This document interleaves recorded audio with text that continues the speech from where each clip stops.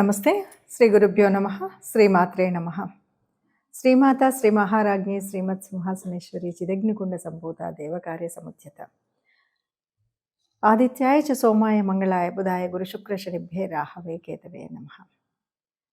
ఫిబ్రవరి మాసంలో రెండవ పక్షానికి గోచార ఫలితాలు ఎలా ఉన్నాయని చూడడానికి ముందుగా అసలు గోచారంలో మారేటువంటి గ్రహాలు ఏంటో చూద్దాం. మనకి రెండవ పక్షంలో మారుతున్నటువంటి వాటిలో ముందుగా మిథునంలో అయితే యథావిధిగా గురుడు ఉంటాడు, కుంభంలో రాహు, సింహంలో కేతువు, మీనంలో శని. వీటితో పాటుగా మనకు 15వ తారీఖు తర్వాత అంటే మనకు మారేది ముఖ్యంగా రవి మారుతున్నాడు. ఈ రవి కుంభరాశిలోకి రాహుతో పాడుతున్నాడు. అలాగే కుజుడు కూడా 23వ తారీఖు చివరిలోనే మాసాంతంలో కుజుడు కూడా కుంభరాశిలోకి మారడం అనేది కనిపిస్తుంది. ఇలా ఈ గ్రహాలు ఇలా ఉపస్థితి అయినప్పుడు మరి 12 రాశుల వారికి ఈ 15 రోజులు అంటే చివరి పక్షంలో ఎలా ఉంటుందో చూద్దాం. ఇక రెండవ పక్షంలోకి వచ్చేసరికి అంటే రెండవ పక్షంలో 12లో వ్యయభావంలో దాదాపుగా గ్రహాలు ఉంటున్నాయి కాబట్టి మనకేమవుతుంది, వ్యయభావంలో ఉన్నప్పుడు ఏం చేస్తాం, స్వస్థానం వదిలేసి పక్క ఊరికి వెళ్ళాల్సిన పరిస్థితి వస్తుంది. అది ఉద్యోగం వల్ల కావచ్చు, ఇంకేదైనా పరిస్థితి కావచ్చు, ఇంటిని విడిచి బయట వెళ్ళాల్సినటువంటి పరిస్థితి వస్తుంది. ఇంకా ముఖ్యంగా సౌఖ్యం ఉండదు, నిద్రా సౌఖ్యం ఉండకపోవచ్చు. ఎప్పుడైతే నిద్ర లేదో, ఎప్పుడైతే మనం ఉన్నింట్లో ఉండలేదో అప్పుడు ఏమవుతుంది, చాలా వరకు అనారోగ్యాల పాలవుతుంది. అంతేనా, అనారోగ్యం అంటే దానికి లింక్ లాగా ధన వ్యయం అవుతూ ఉంటుంది, కొత్త సమస్యలు వస్తాయి, స్థానబలం పోతుంది. కాబట్టి ఇవన్నీ కూడా రెండో పక్షంలో కనిపించేటువంటి కొంచెం అవి.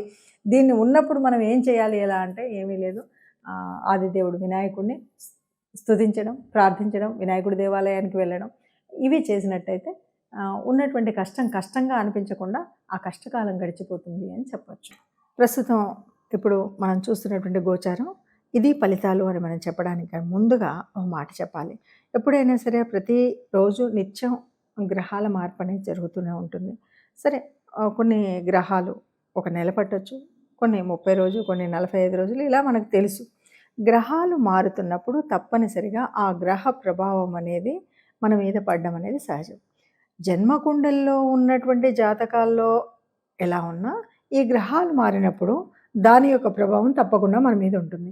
కాబట్టి మనం ఎందుకు ఈ 10 రోజులకి, వారానికి, వారం ఎందుకు చూసుకోవాలి, ఈ గ్రహస్థితి, ఈ గోచారం వల్ల వచ్చేదేంటి అన్నది ఆలోచిస్తే కనుక తప్పనిసరిగా మనకు రాబోయే ప్రమాదాలే కాదు, లాభాలే కాదు, మన అసలు మానసిక స్థితి ఎలా ఉంటుంది, దీనికి ఎందుకు మనం ఏదైనా ఒడిదొడుకులు ఉన్నప్పుడు ఏం చెయ్యొచ్చు, ఏ రకమైనటువంటి పరిహారాలు చేసుకోవచ్చు అనేటువంటి విషయం తెలియాలి. కాబట్టి తప్పనిసరిగా గ్రహస్థితిని చూసుకోవాలి. ఇది మొట్టమొదటి విషయం.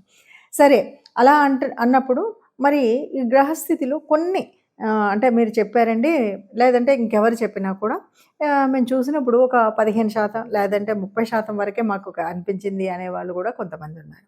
ఎందుకంటే గోచార రీత్యా చూసినప్పుడు దాదాపుగా కోటానుకోట్ల మంది ఉంటారు, అందులో ఉంటాయి. ఆ ప్రభావాన్ని బట్టి, జన్మజాతకంలో ఉన్నటువంటి గ్రహస్థితిని బట్టి కూడా, ఆ గ్రహాల యొక్క స్థితి, యుతి, దృష్టి ఇవన్నీ ఉంటాయి కాబట్టి వాటిని బట్టి కూడా కొంత ఉంటుంది.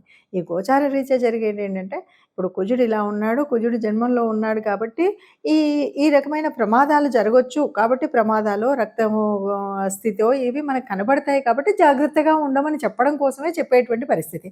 కాబట్టి అలాంటివి ఏమీ లేకుండా ఉండడం కోసం సరే, ఏ గ్రహానికి ఏ రకమైన దానం చేయాలి, ఏ రకమైన ఆలయానికి వెళ్ళాలి అనేది మనం తెలుసుకోవడం కోసం చేసేటువంటి ప్రయత్నం. ఇది అవసరమా అనవసరమా అనేటువంటి స్థితిలో ఉన్నవాళ్ళు చూడకపోయినా పర్వాలేదు. కానీ నిజానికి మనకి గ్రహాల ప్రభావం మన మీద పడుతుంది.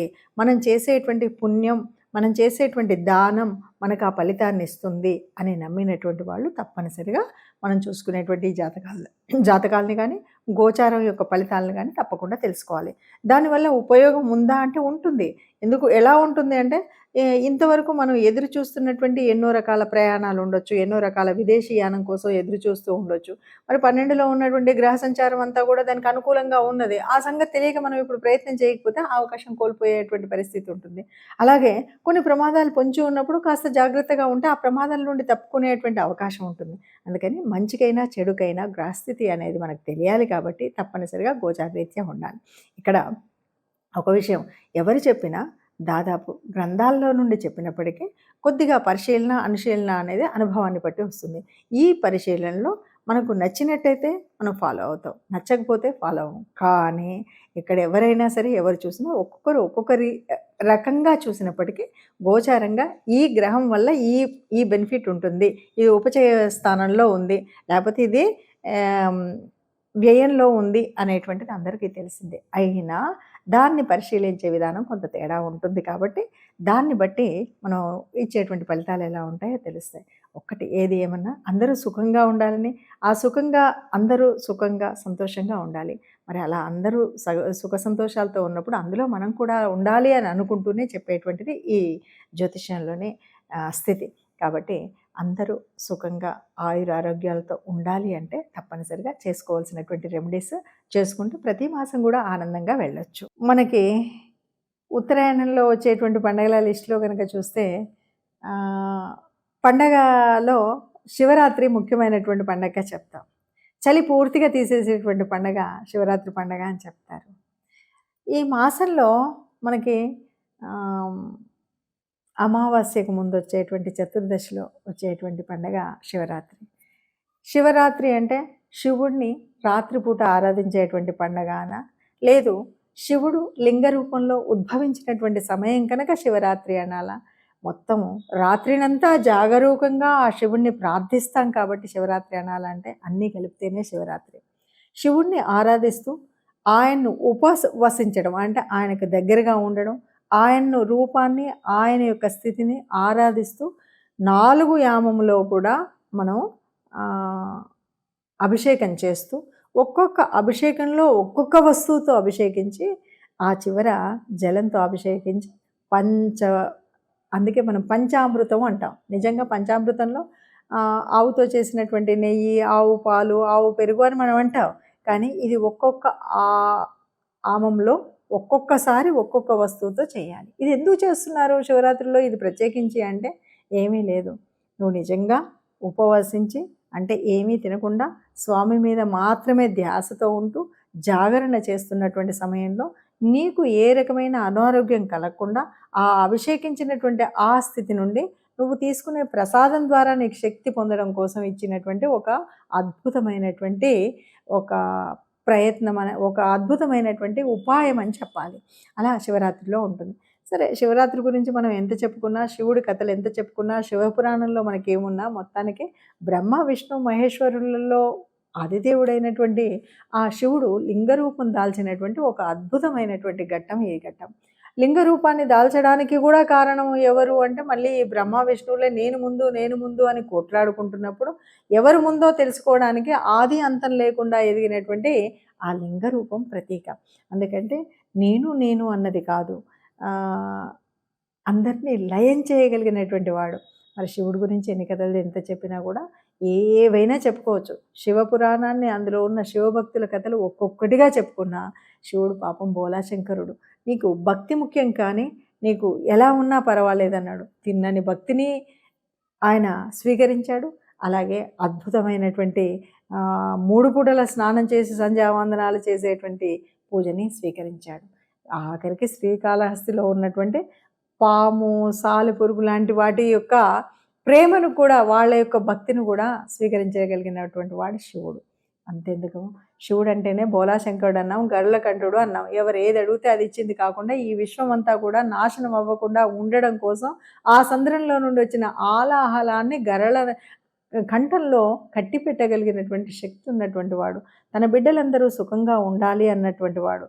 అంతేకాదు తన భార్యకు సగభాగాన్ని ఇచ్చినటువంటి అర్ధనారీశ్వరుడు బోలాశంకరుడు. ఏ రాక్షసుడైనా ఎవరైనా ఎప్పుడు ఏది అడిగినా వాళ్ళకు తపస్సు చేశాడంటే వరం ఇచ్చినటువంటి శంకరుడు బోలాశంకరుడు. మరి అలాంటి శంకర తత్వాన్ని తెలుసుకోవడం కోసం, శివ తత్వాన్ని తెలుసుకోవడం, శివ పూజ ఎలా ఉంటుంది అంటే ఆ లింగాకారంలో ఉన్నటువంటి నేను ఏ ఆకారము నాకు లేదు, ఆది అంతం నాకు లేదు, అయినా సర్వాంతర్యామినైనట్టు నన్ను మీరు ఎక్కడ ఆరాధిస్తే అక్కడ మీకు ప్రేమను కురిపిస్తాను మీకు అని ఆయన కృపను అందించినటువంటి పండగ శివరాత్రి. మరి ఆ శివరాత్రిని చక్కగా మనస వాచ కర్మణ మనం మన పద్ధతిలో చేసుకుంటూ మన సంస్కృతిని సంస్కారాన్ని కాపాడుకుందాం. ఈ మధ్య కొందరు అడిగినటువంటి ప్రశ్నలకు నాకు చాలా వింతైనటువంటి ఆలోచన వచ్చింది.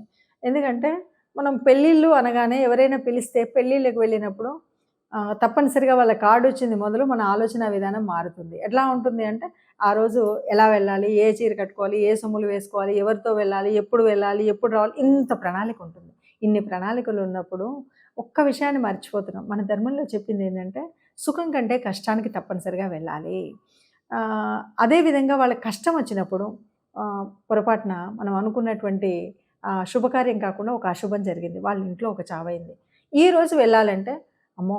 ఈరోజు మంగళవారం, ఈరోజు శుక్రవారం, అసలే మొగుడు చచ్చిపోయాడు. ఇలాంటి ఆలోచనతో చాలామంది విషయాలను నేను ఈ మధ్య కాలంలో అడిగే ప్రశ్నలు కూడా ఇలాగే ఉన్నాయి.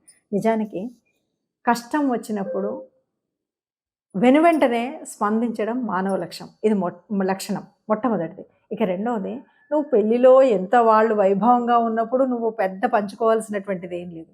కానీ కష్టంలో ఉన్నప్పుడు చేదోడుగా ఉండడం. వాళ్ళకి పెద్దగా మన డబ్బు అక్కర్లేదు. మాట సాయం చాలు. మనం కష్టంలో ఉన్న వాళ్ళ దగ్గరికి వెళ్ళి పలకరించడం అనేటువంటిది చాలా ముఖ్యమైనటువంటి విషయం.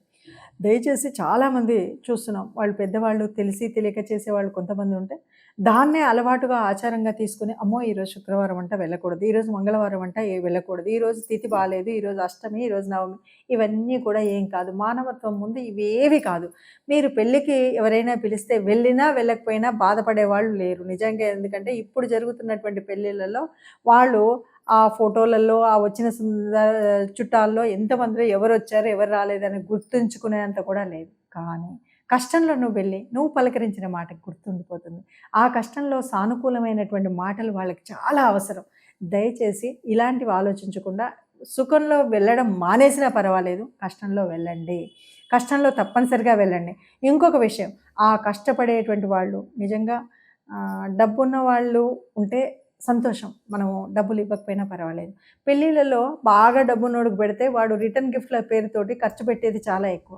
కానీ కష్టంలో ఉన్నప్పుడు కొంచెం ఒక మోస్తరు ఉన్నప్పుడు ఈ రూపంలో మనము వాళ్ళకి డబ్బు సహాయం కానీ ఇంకేదన్నా చేయడం అనేటువంటిది ఒక ముఖ్యమైన విషయం.